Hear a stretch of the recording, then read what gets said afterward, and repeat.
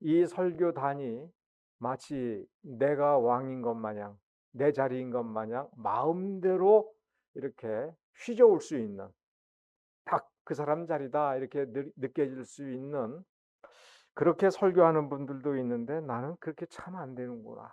저는 여전히 이 자리가 두렵습니다. 목사 안수 받은 지 대략 한 25년쯤 됐는데 여전히 제가 제일 싫어하는 말이 있습니다. 제자 훈련이라는 말입니다. 우리가 제자가 되어야 된다는 거 하고, 우리가 제자가 되어야 되니까 우리는 제자 훈련 받아야 되고, 우리는 얼마만큼 훈련 받았으며 이 땅에 있는 제자 훈련 프로그램 중에 제일 좋은 것들을 얼마나 많이 받았는가라고 하는 것이 과연 무엇을 보장하는가? 또한 제자 훈련의 결과로서 정말 하나님의 제자가 된 사람들이 얼마나 있는가? 수료증은 있고 아는 유명한 목사들은 많이 알게 된다 하더라도 정말 제자답게 사는 사람은 얼마나 되는가? 제일 중요한 건 하나님은 자기 제자, 자기 자녀를 어떻게 만드시는가? 예를 들면 이겁니다. 이 예배당, 하나님의 저는 유명한 말씀이 있죠. 내 집은 만인의 기도하는 집이다. 뭐 만민도 마찬가지입니다. 어디에 있는 말씀이에요? 이사야서에 있는 말씀이죠. 그런데 여러분 그 문구 앞에 무슨 말이 있는지는 기억이 나십니까? 하나님께서 왜 그 말씀을 하셨는지 찾아보셨습니까? 예수님께서 예루살렘을 성전을 바라보시면서 너희들은 내 아버지 집을 강도의 구류열로 만들었다라고 할 때에 그때 역시 하신 말씀이 내 아버지 집, 또 구약에 있는 그 말씀, 내 집은 만민의 기도하는 집이다라고 하는 그 말씀을 인용하셨을 때, 그런데 너희들은 강도의 구류열로 만들었다. 그러면 역시 다시 이사야 그 말씀으로 돌아가야 되는데 그 말씀을 왜 주셨는가? 성전을 왜 하나님께서 내 집이라고 하셨는가? 사람을 중시하지만 땅과 건물을 굉장히 칭찬하시고 이 집을 내 집이라고 부르겠다. 내 집이다. 이렇게 말씀하신 까닭은 무엇인가? 그 말씀을 보면 제자 훈련의 원리와 이게 딱 맞닿아 있는 말씀이 사실은 그 내용에 포함되어 있습니다. 하나님께서 이 예배당을 왜 내 집이다. 기도하는 집이니 너희들은 기도하라. 왜 그러셨는가? 내가 내 백성을 이끌어 모이게 하기 위하여 이 집을 내 집으로 삼았다는 말씀이 거기에 나옵니다. 두 번째는 내 백성이 드리는 예배, 희생과 번제를 내가 기꺼이 받기 위하여 마련한 내 집이다. 그 말씀을 원래 그 뿌리를 찾아보면 예루살렘 성전을 낙성할 때에 낙성식을 마치고 돌아온 솔로몬에게 밤중에 환상 중에 나타나셔서 그 집이 어떤 집인가를 말씀하셨습니다. 내 백성이 내 얼굴을 찾는 곳이다. 그들이 죄를 짓고 방황하더라도 나를 기억하고 너희들이 이 집을 기억하여 회개하면 내가 다시 불러들이고 내가 고쳐줄 그 약속이 있는 집이다. 제자 훈련은 누가 시키는 거예요? 하나님이 시키는 겁니다. 그럼 누구 제자가 돼요? 하나님이에요. 자, 그럼 하나님께서 자기 제자 훈련을 하기 위하여 어떤 프로그램을 주셨습니까? 이 말씀을 주신 겁니다. 그러므로 성경책을 읽으면서 내 믿음이 세졌다라고 생각해서는 안 됩니다. 내 믿음이 세지는 것은 극히 작은 일부분입니다. 근데 성경을 어떻게 읽어야 하나님의 제자 훈련의 그 텍스트가 되어서 나는 이 성경 이 말씀을 통해서 참다운 제자가 되었다. 이렇게 하려면 우리가 무엇부터 배워야 됩니까? 그런 말 많이 들었죠. 학원 선생님이나 학교 선생님이 내가 너 딱 하고 다니는 꼴 보니까 너는 70점짜리야. 내가 딱 보니까 너는 지방대도 갈까 말까 하다. 뭘 보고 그런 말씀을 하십니까? 외모를 보면 안 된다고 하지만 하고 다니는 모습을 보면 그 사람이 어디에 정신을 두고 있는지가 보이죠. 그러니 이 1년 혹은 3년 혹은 10년에 걸쳐서 그가 노력을 해서 어디까지 이룰 수 있는지가 그 노력하는 모습에서 보이는 거죠. 숨길 수가 없는 겁니다. 그러면 제일 먼저 하나님의 자녀다운 자녀가 되고 제자다운 제자가 되려면 어떤 자세부터 바로 잡아야 되느냐? 하나님의 말씀을 읽는 법입니다. 하나님의 말씀을 읽는다라고 할 때는 그 말씀을 대하는 자세예요. 멋모르고 성경을 읽을 때 정신이 번쩍 챙겨지면서 야, 이건 내가 정신 차려야겠다. 이거 이대로 살아서는 안 되겠구나. 왜? 하나님은 이렇게 판단하시는 분이구나. 이게 보여야 됩니다. 주식 투자했다 하면 날리는 사람들이 꼭 하는 얘기가 있고 시험 봤다 하면 떨어지는 사람이 꼭 하는 얘기가 있어요. 딱 집어주세요. 그것만 하면 됩니까?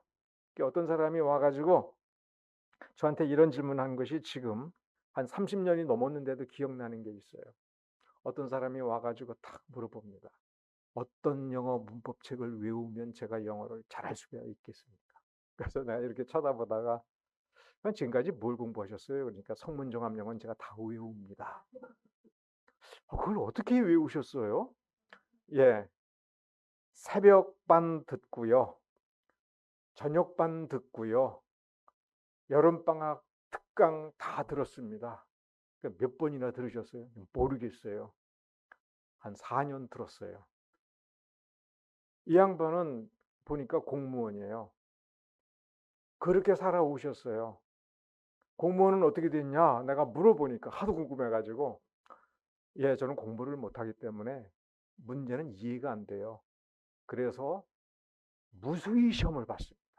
그러니까 예전에는 이번에 시험 보고 떨어지면 바로 주소지를 바꿔가지고 타 지역에서 가서 시험 볼 수가 있으니까 그렇게 해서 1년 12달을 시험을 봤습니다. 그런데 이 문제가 뭔 뜻인지는 모르지만 이제 보다 보니까 이제 문제가 내가 아는 문제가 나와. 근데 그 문제의 내용을 아는 게 아니라 몇 번이 답이라는 게 눈에 딱 보인다.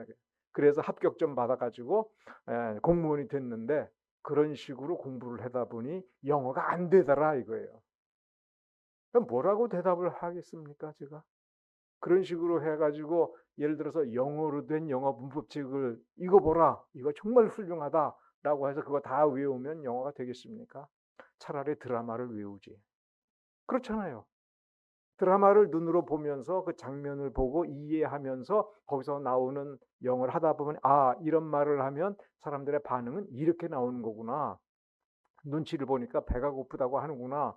그럼 그때는 이렇게 얘기하면 되겠구나.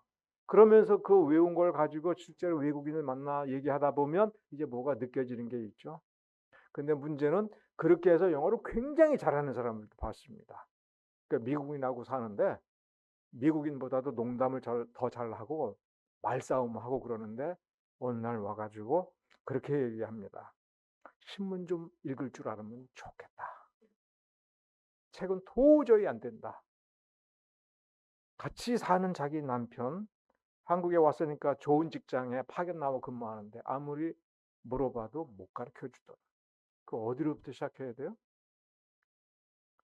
책 읽는 영어는 여러분 어떻게 시작해야 돼요? 학원 다녀야 돼요? 소용없어요. 뭘로 시작해야 돼요? 그냥 책으로 시작해야 돼요.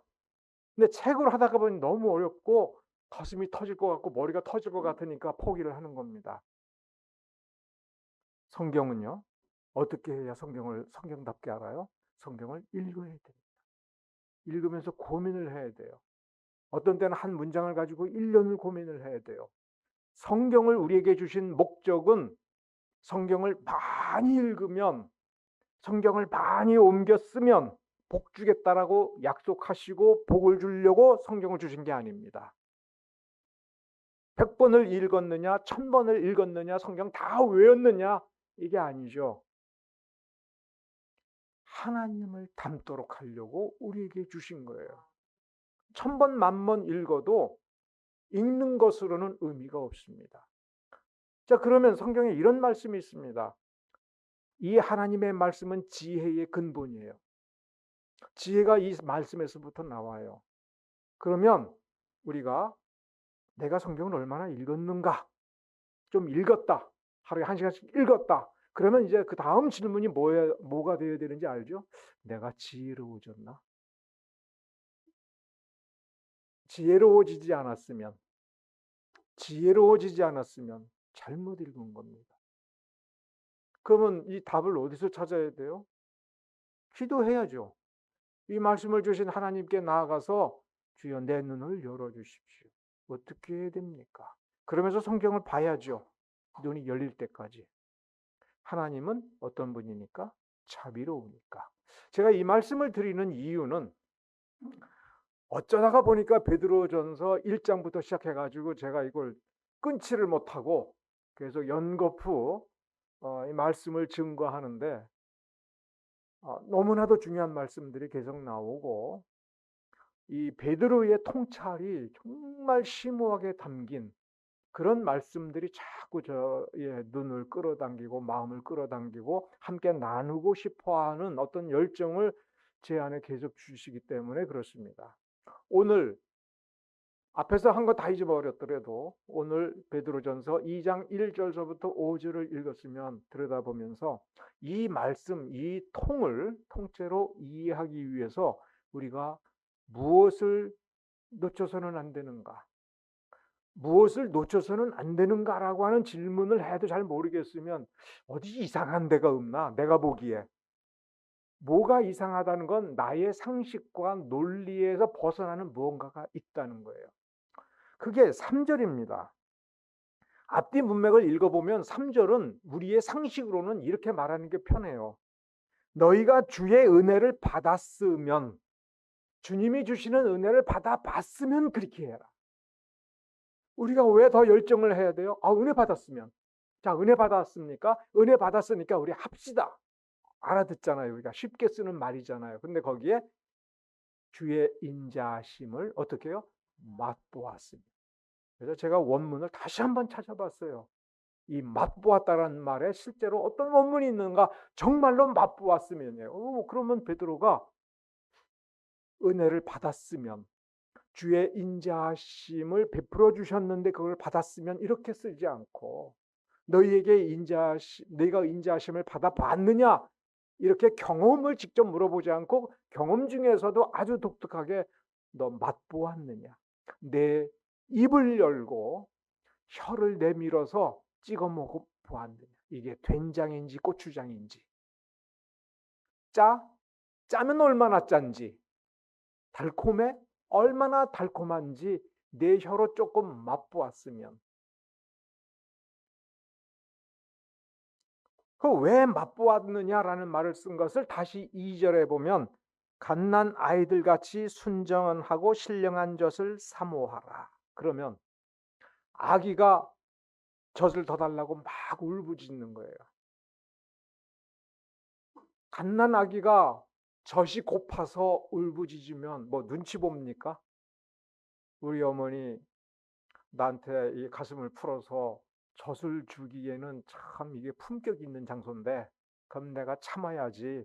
집에 저녁에 들어가서 어머니 덜 피곤하고 이제 충분히 쉬신 다음에 그때 내가 사인을 주면서 제가 배고픈 걸 잊으셨습니까? 젖을 먹은 지 몇 시간이나 지났는지 한번 보세요. 자, 이제 생각이 돌아오셨습니까? 젖 주세요. 이렇게 합니까? 아기가 울기 시작하면 언제까지 웁니까? 출 때까지, 배가 찰 때까지. 어떤 아이는 젖을 빨면서도 울어. 화가 난 거죠. 그런데 왜 그렇게 이 젖을 달라고 해야 되느냐 할 때 상식적으로는 배가 고프니까 그런가 보다 하면 그 3절에다가 너희가 배가 고프냐 젖을 달래라 이렇게 쓰는 게 상식인데 맛보았으면 한 방울이라도 먹어봤으면 그 맛이 어떤 것인지 너희가 안다면 어떻게 하라? 그리하라. 자, 이렇게 쓰는 데는 이유가 있습니다. 이 베드로전서 2장 1절서부터 5절을 볼 때 우리는 쭉 읽으면 다른 거는 놓치고 5절에 눈이 팍 꽂혀버려요. 너희도 산돌같이 신령한 집으로 세워질 거다. 그렇죠? 신령한 집으로, 내가 신령한 집으로, 하나님의 집으로, 예수 그리스도의 몸된 지체로 만들어질 거다. 이거 누가 작정한 겁니까? 예수님께서 작정하신 겁니다. 예수님께서 자원해서 그렇게 한 것이다라고 베드로전서 1장에 쓰고 있습니다. 예수님께서 왜 그렇게 하셨습니까? 하나님 아버지의 뜻이기 때문에. 그리고 그 계획하심은 이제 완전히 이루어졌다. 예수님께서 십자가에 달려 돌아가셨고 부활하심으로 말미암아 너희에게 산 소망이 있다라고 베드로전서 1장에서 말씀하셨어요. 그러니 너희들은 이 하나님의 작정하심과 하나님의 은혜로우심으로 말미암아 신령한 집으로 산돌과 같이 지어질 것이다라고 약속하셨으니 5절만 읽어보면 우리는 하나님의 주권하에 있고 신령한 능력을 입어서 우리는 완성될 것이다. 우린 뭐만 기다리면 됩니까? 세상 멸망하거나 내가 죽을 날만 기다리면 돼요. 그래서 우리가 쉽게 이렇게 얘기합니다. 나는 지금 죽어도 천국 갈 소망이 있다. 내가 이렇게 실패해도 하나님은 나를 완성하실 것이다. 그러다가 또 실패를 하면 막 너무 속이 상하니까 차라리 지금 죽는 게 나은데 왜 나 안 불러가 주시나. 5절에 그런 약속이 있으니까 예수 그리스도로 말미암아 하나님이 기쁘시게 받으실 신령한 제사를 드릴 거룩한 제사장이 될지니라. 이 말을 어떻게 이해하기 쉽습니까? 될 거다. 걱정하지 마라. 이렇게 이해하기가 너무나도 쉽습니다. 그런데 우리가 4절 앞부분을 보셔야 됩니다. 너희가 거룩한 제사장이 될지니라 하는데 되기 위하여 무슨 일을 겪어야 될 것이냐? 사람에게는 버림받으였으나. 자, 예수님을 왜 언급했습니까? 베드로전서 1장을 보니까 너희들이 당할 운명에 대해서 이 소아시아 여기에 흩어질 나그네로서 한평생을 고통스럽게 살다가 핍박을 당하고, 근데 핍박을 왜 당합니까? 의를 행하기 때문에. 예수님이 어떤 분입니까? 죄가 없으시나 우리를 위하여, 우리를 구원하기 위하여. 지금 이 5절 말씀을 보면 우리를 신령한 집으로 완성해 주고 하나님께서 기쁘시게 받으실 그런 제사를 드릴 만한 거룩하고 완전한 제사장으로 예수님을 세워주신 그 모형을 따라 우리도 그렇게 될 것이다. 이 소망의 근거가 어디에 있느냐? 예수 그리스도 안에 있고 하나님의 작정하심에 있다. 그런데 지금 너희들 어떻게 살고 있느냐? 고난을 받고 있다. 죄가 있느냐? 죄 없다. 착한 일을 하고 의로운 일을 하고 바르게 살고자 하나 너희들은 마치 소망이 없는 사람처럼 핍박을 받고 버림을 받는다. 그래서 사람에게는 버림바 되었으나. 그러면 다시 베드로전서 1장 1절과 2절을 놓고 보면 소아시아에 사는 이 신자들, 이 베드로전서를 처음 받고 베드로가 마음을 쏟으면서 이 말씀은 이 사람들에게 해주기를 하나님께서 원하시는구나 하면서 이 말씀을 기록을 해서 보내주어서 받은 그 최초의 독자들은 어떤 사람들이에요? 버림받은 사람들. 이 말씀을 오늘날 우리에게 줄 때에 우리는 어떤 처지가 되어야 하나님의 거룩한 제사장이 될 수가 있다는 겁니까? 죽으면 나는 예수 믿었으니 지금 죽어도 천국 간다. 내가 지금 죽어서 천국 갈 때에는 예수처럼 완전해진 상태로 하나님의 품에 안길 거다. 결론적으로 그 말이 맞습니다. 우리는 그렇게 될 겁니다.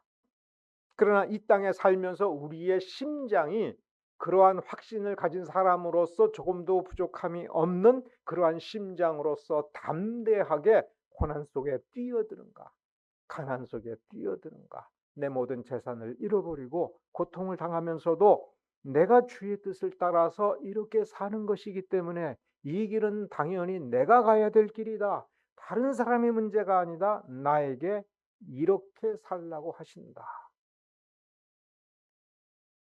그렇게 받아들이라는 겁니다. 너희가 사람들한테 버림받는데 걱정할 것이 없다. 그건 당연한 거다. 왜? 예수님이 이 길을 가셨다. 그리고 너희들이 이 길을 가는 것은 하나님께서 작정하신 것이다. 그런데 우리가 정말 위로의 말씀은 1절 거기에 있습니다. 왜 이것이 위로가 되는지를 생각을 해봐야 됩니다. 하나님은 우리를 사랑하십니다. 그래서 우리 보고 아무 이유 없이 고난 받으러 가서 고난 받아라. 너 고난 받았니? 이렇게 물을 필요가 없다는 뜻으로 1절 쓰고 있습니다.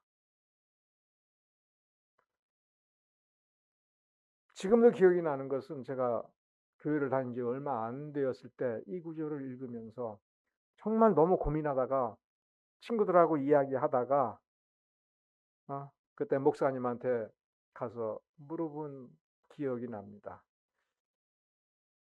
고난을 받아야 된다는데 어떻게 해야 고난을 받습니까? 이 시대는 고난이 없는 시대 아닙니까? 이렇게 물었던 기억이 납니다. 근데 그 물을 필요가 없었던 거예요. 거기 써 있습니다. 1절에. 그런데 거기에 보면 일부러 고난을 찾아서 가라 이런 것이 없어요. 이건 아주 특별한 소명을 받은 사람에게만 해당이 되는 겁니다. 한국 교회의 신자들이 뭘 잘못하는 것 중에 하나가 뭐냐면 내 신앙생활의 모델을 목사한테 두는 겁니다. 저 목사님이 경건한 것만큼 나도 경건하겠다.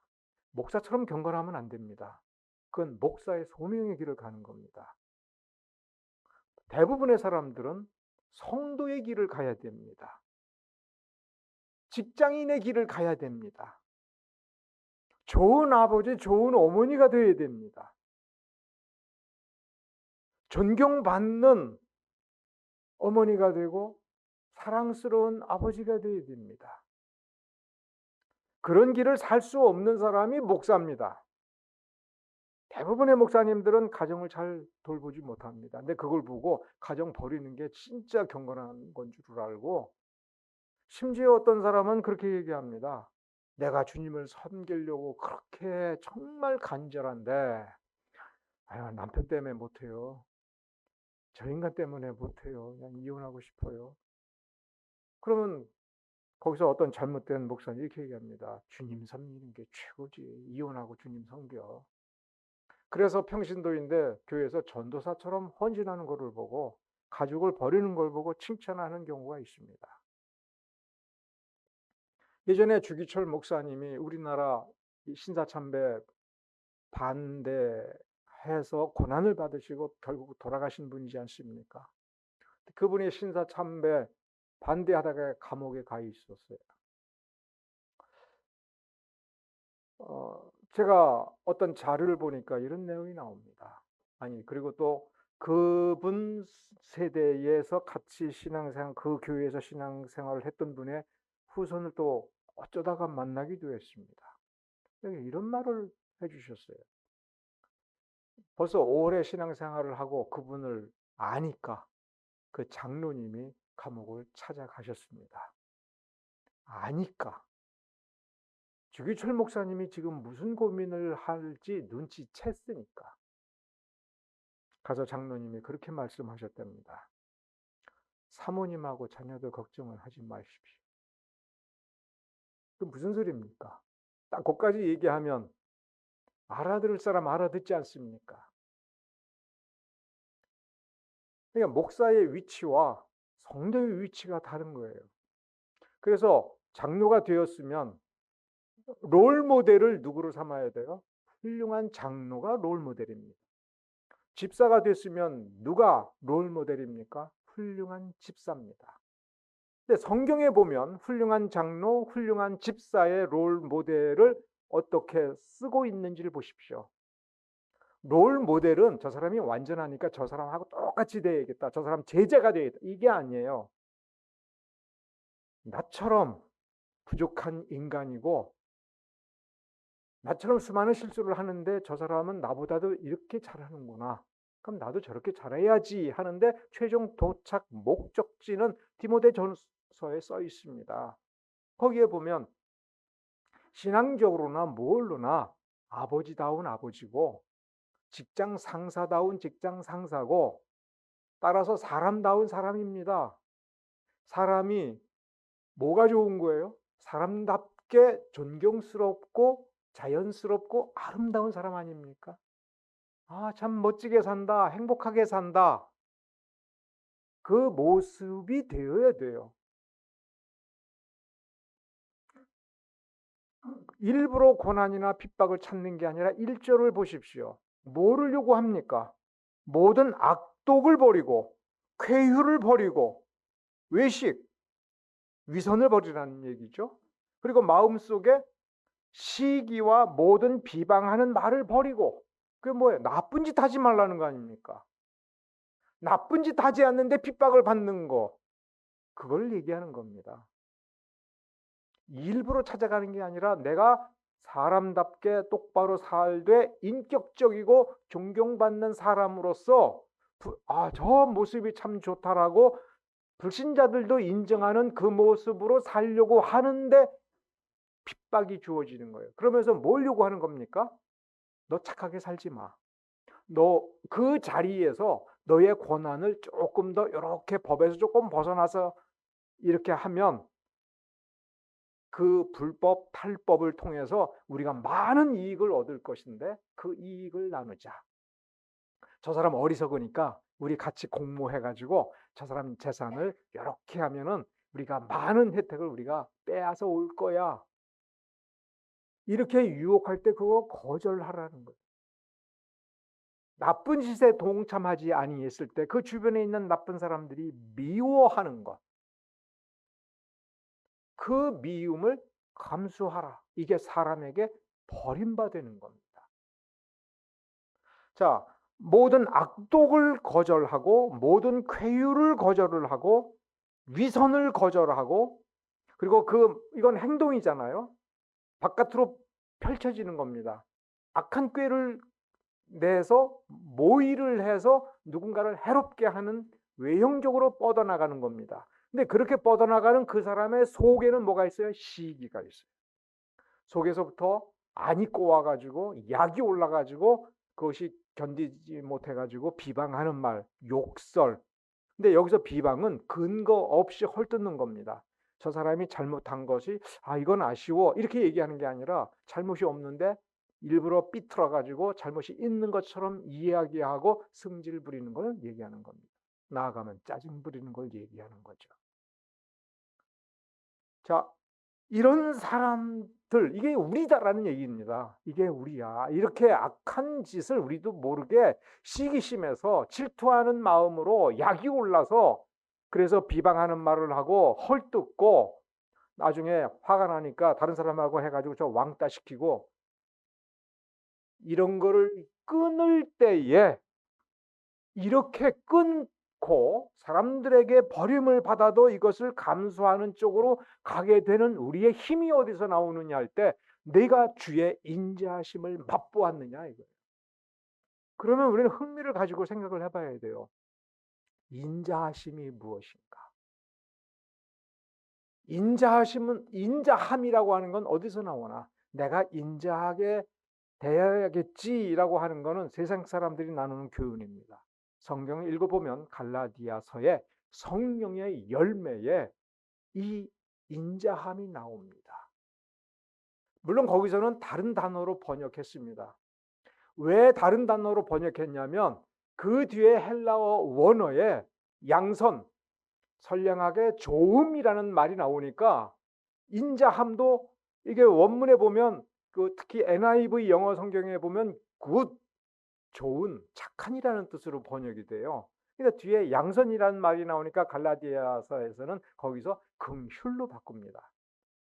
그럴 때 단어를 다르게 번역했구나가 아니라 성경 번역자들은 인자하다, 즉 친절하다라고 우리가 인식할 수 있는 그거, 너그럽다라고 인식할 수 있는 그 헬라어 단어와 긍휼을 거의 같은 단어라고 생각을 했구나. 그래서 문맥에 따라서 여기서는 인자라는 단어로 번역을 했고 갈라디아서에서는 긍휼. 그러면 주님께서 불쌍히 여기라라고 하는 이 말하고도 근본적으로는 같구나. 그러면 이거를 다 묶어서 긍휼, 인자, 뭐 이런 단어, 심지어 선량함, 양선 이 단어를 묶어서 내가 다른 사람들에게 베풀어지는 거를 사랑이다라는 말로 표현할 수 있구나. 그래서 믿음, 소망, 사랑이라고 할 때 그 사랑을 들여다보면 이런 부분들이 있는 겁니다. 자, 그러면 인자함이라는 게 굳이 구별을 해서 어떤 특성이 있는가를 생각해 보면 이거예요. 내가 다른 사람에게 잘 대해주는 거예요. 좋게 해주는 거예요. 그 좋게 해주려면 그 사람이 불쌍한 사람이다, 어렵다, 애처롭게 느껴지는 그 마음이 있는 겁니다. 그런데 우리가 그거를 맛보았느냐고 물어보고 있어요, 성경은.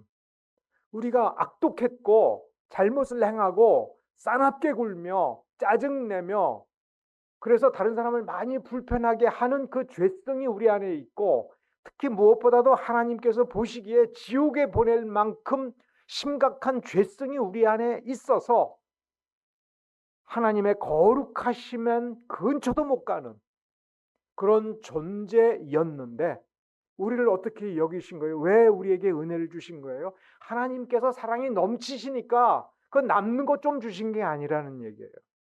하나님이 아무리 사랑이 많고 해도 우리를 보고 불쌍히 여기시는 마음이 없었으면, 우리가 불쌍하니까 요거 좀 살려줘야겠다, 어떻게 해줘야겠다라고 하는 어떤 행하심이 없었으면 우리는 여전히 비참한 존재로 살다가 죄 가운데에서 죄를 행하면서도 그 죄가 주는 달콤함, 한순간 느껴지는 그 말초신경의 쾌감 때문에 인생을 다 날려버리고 결국은 지옥에 던져져서 영원토록 고통을 받는 그 신세를 면치 못했을 뻔했는데, 우리를 불쌍히 여기시고 아이고 불쌍한 것이 아니라 우리에게 다가오셔서 따뜻하게 대하셨다. 이 따뜻함을 맛보았느냐고 물어보는 겁니다. 너무너무 배가 고프고 목마른데 시원한 물을 누가 주었을 때 그 뜨거운 목마름 속에서 그 시원한 물을 먹어보았느냐? 너 그 맛 평생 잊지 못하지. 내가 고독하고 외롭고 괴롭고 쓸쓸하여 위로를 못 느끼고 사는 게 지옥인 것처럼 보였을 때 누군가가 내게 다가와서 너에게 따뜻하게 대해줬지, 따뜻하게 품어주었지. 이분이 얼마나 좋은지 알지. 그런데 이분은 너의 영혼을 설계해 놓으시고 너의 영혼을 책임지시고 영혼이 좋은 존재로 완전히 바꾸어 놓을 계획과 준비와 능력을 다 마련해 놓으셨어. 그래서 너는 지금 너를 알지? 너는 지금 여전히 악독을 버려야 되고 시기심을 버려야 될 불완전한 존재고 여전히 죄의 습관이 있으며 죄의 달콤함을 잊지 못하는 본성을 여전히 가지고 있어. 그래서 좋은 길보다도 내게 편한 길, 내게 쉬운 길, 내가 럭셔리하게 사는 길이 주어진다면 이거 특별히 죄가 안 되는 것 같은데 하면서 슬그머니 발을 담그는 그러한 속성이 여전히 남아있는 거 너 알지? 그러니 견뎌야 돼.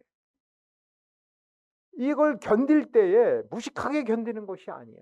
지금 내가 주의 인자하심을 맛보았다면 이거는 거저 생기는 것이 아니라 성령의 역사고 하나님의 계획하심 때문에 너에게 베풀어진 은혜고, 근데 그 은혜가 어떤 드라마로 있는 것이 아니고 환상으로 있는 것이 아니고 내 입을 통해서 내 혀끝을 통해서 맛보은, 우리가 맛보기 할 때는 안 먹은 거 아닙니까 사실은. 야, 나 그럼 맛 좀 보자. 야, 혀끝에 좀 잠깐 대보고 한 모금만. 제대로 먹은 겁니까? 안 먹은 겁니다. 그런데 이렇게 말합니다. 우리 하나님은 얼마나 좋으신 분이고 하나님의 능력은 얼마나 대단한 것인지 제대로 한 모금 먹어본 게 아니라 혀끝에 살짝 맛만 보았어도 너는 그분이 얼마나 은혜로우신지 얼마나 자비로우신지를 생각해 보면 너에게 주어진 약속, 너의 지금의 이 모습이 아니라 거룩한 존재가 될 뿐만 아니라 거룩한 제사장으로 너를 만들어서 완성시킬 거예요. 그런데 그 완성의 과정을 지금 이 땅에서 하나씩 이루어갈 때 얼마나 놀라운 것을 경험하게 될지. 하나님은 내가 죽은 뒤에 엄청난 축복을 주시는 능력이 있을 뿐만 아니라 지금 이 고난을 통해서 너의 본성을 버리고 길들여져서 하나님의 사람으로 만들어져 가는 과정에서 고난 속에서 열매처럼 귀한 은혜를 더욱 깊이 맛볼 것이다. 그거를 이 본문에서 약속해 주고 있습니다. 그래서 이 짧은 본문의 2절에서는 갓난아기라는 말로 설명합니다. 너희들의 지금 수준은 갓난아기와 같이 약하고 그래서 할 수 있는 일은 없다. 버둥거려 봐야 뭘 할 수 있느냐? 세상을 어떻게 바꿀 수 있느냐? 너를 어떻게 바꿀 수 있느냐? 못한다. 그러면 너는 지금 할 수 있는 일은 그 주의 인자하심을 맛본 것밖에 없다. 그러면 울어라, 울부짖어라. 우리 주님은 자비로우시다. 우리 주님은 인자하시다. 그러면 너에게 젖을 먹일 거다. 말씀을 주실 것이다. 그 발버둥이 뭡니까? 내가 알고 있는 너 자신이 움켜쥐고 있는 악독을 버리라. 시기심을 버려라. 어떻게 그거를 이길 수 있습니까? 주의 말씀이 그렇게 역사할 거다. 이 역사를 경험하라. 이 역사를 조금이라도 맛보았다면, 이 역사를 조금이라도 경험했다면 소망을 품고 너희들은 거룩한 제사장이 될 것이다. 그런데 여기에는 저절로 될 것이라는 말이 아니죠. 젖을 빨아먹는 그거 최소한 요것만큼이라도 해봐라. 무슨 뜻입니까? 내 하나님은 자신의 독생자를 세상에 보내서 30년 동안을 준비하시고 3년 동안을 죽을 준비에 본격적으로 뛰어들면서 결국 십자가에 달려 죽으시는 수고를 했지 않았나. 지금 누구를 통해서 그거를 상기시킵니까? 베드로입니다. 베드로가 예수님께서 십자가에 달려 죽으시겠다라고 몇 번을 가르치실 때에 정말 예수님이 죽으시려고 하는구나 이렇게 느꼈을 때 베드로가 어떻게 했습니까? 내가 주님을 지키겠습니다. 같이 죽겠습니다. 예수님을 잡으러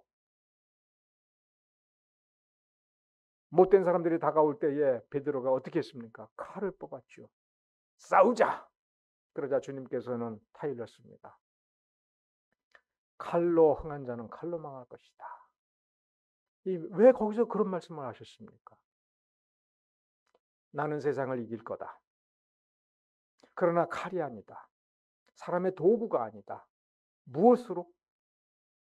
하나님의 뜻을 바라보고 하나님의 능력을 의지하여 이 죽음의 길을 가서 생명으로 죽음을 이기겠다라고 하신 것이죠. 우리가 우리의 본성을 무슨 제도와 방법이나 약물이나 다른 어떤 인간 관계가 아니라 하나님이 주신 은혜를 맛보면 내가 발버둥 치면 주님께서 나를 먹이시고 기르시고 이끄실 것이다. 우리는 무엇을 하면 됩니까?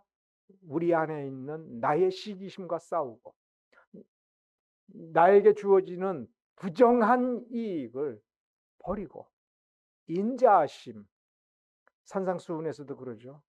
우리가 주의 인자하심을 받기 위해서는 어떻게 해야 돼요? 우리가 주의 인자하심을 맛보았으면 불쌍히 여기고 긍휼히 여기는 자가 긍휼히 여김을 받을 것이다. 이렇게 축복을 약속하셨지 않습니까? 우리가 다른 사람에게 긍휼을 베풀 때는 내 부족한 존재에서 나오는 약간의 친절이지요. 그런데 주님께서 그 대가로 우리에게 어떤 긍휼하심을 베푸십니까? 거룩한 제사장으로 완성시켜 주시는 그것입니다. 우리야말로 진정한 성공적 투자를 약속받은 존재임을 여러분 기억하시기 바랍니다. 예수를 닮읍시다. 예수를 생각합시다. 성경을 읽으면서 예수님께서 자신의 어떤 면을 그 신비롭게 보여주려고 이 말씀을 주셨는가를 깊이 생각하고 깊이 이 말씀에 매달리면서 이 문자로 된 이 말씀을 정말 우리의 심령으로 쥐어짜서 여기서 무슨 젖 한 방울이 나오는 것처럼 그 나올 때까지 쥐어짜고 무엇보다도 이 말씀대로 합시다. 모든 악독을 버리라고 할 때에 정말 그 악독이라고 한 걸 뜯어내서 뭔가 우리 이만큼 버렸습니다. 이렇게 무언가를 지적하면서 무언가를 달아서 이만큼 무게가 됩니다. 이것이 아니라 우리가 얼마나 절실하게 나를 바르게 하려고 바르게 살려고 애를 쓰느냐. 우리가 바르게 하려고 하기 때문에 바르게 되는 것이 아니라 주의 말씀에 순종하기 위하여 이 말씀을 가지고 애를 쓸 때에 주의 말씀이 정말로 우리 속에서 우리를 변화시키는 능력을 행할 것이라고 하는 것을 우리가 깨달아야 됩니다. 이 능력을 맛보시기 바랍니다. 이 말씀의 이 능력을 여러분의 능력으로 삼으시기를 바랍니다. 기도하겠습니다.